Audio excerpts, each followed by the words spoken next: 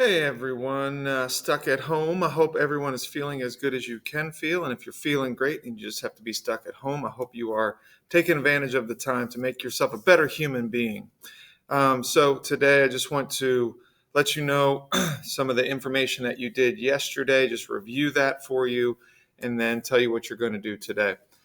So yesterday we went over the French and Indian War, and we really want to worry about the results from the four groups that were involved. We have the French versus the British in the war. So what happened to the French and the British? The Native Americans were kind of in the middle, mostly on the side of the French. What happened to them since the French lost the war? And then the American colonists, even though they were British citizens, they were living over here in America. How do they feel about the results of the French and Indian War? So let's go through them group by group. Let's see. The French, did they win or lose? They lost. And what did they lose in our graphic organizer? What lands did they have to give up? They lost Canada to the Brits. They lost all lands east of the Mississippi to the British. They lost all lands west of the Mississippi. That's to the Spanish. That's a typo on my part. My bad.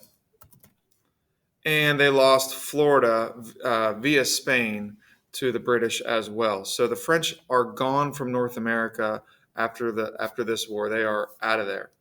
Next, actually, we can see it right here on this map. This is before the French and Indian War. The French are in yellow. After the French and Indian War, no yellow on this map anymore here in America. And the French are out of the picture for now. What about those Native Americans? Did they win or lose? They lost big time. They lost their allies in the French, which meant they have to deal with the British, and the British got all the land and didn't pay the Native Americans for the land they took. So it was rough stuff for the Brits. And then more of the colonists, more of those Americans started moving onto their territory without paying them for it, fighting them for it, all that sort of thing. So the Native Americans are big losers in this. The British, they won, but it wasn't all good for the Brits, even though they won this war. The land they got wasn't as valuable as the land that Spain and France got. Spain and France got these tiny little islands in the Caribbean, but they were sugar producing islands and they made a lot of money off of that. Britain got all of Canada, all the lands east of the Mississippi here in America, but they didn't get a bunch of valuable land.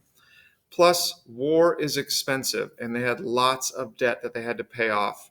And guess who they're going to tax? They're going to tax their citizens, and Americans happen to be part of their citizens. So we're going to see that here in a second.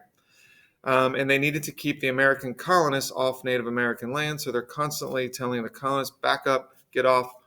We can't keep fighting wars with Native Americans. It's too expensive.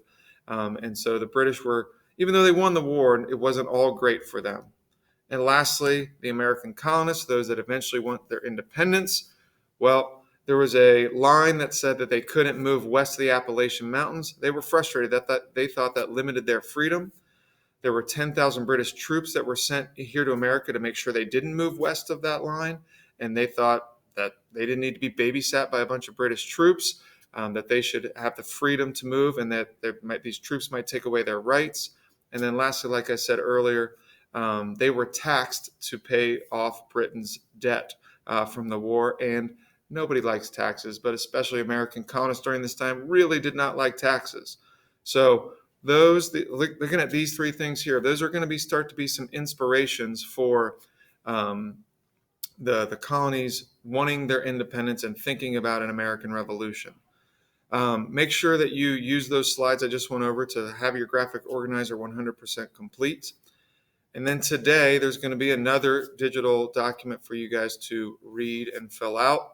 We're looking at other inspirations that inspired the colonists to move towards independence. These aren't frustrations, but these are ideas that they're like, hey, we want more of this in our lives. We want our government to look like this.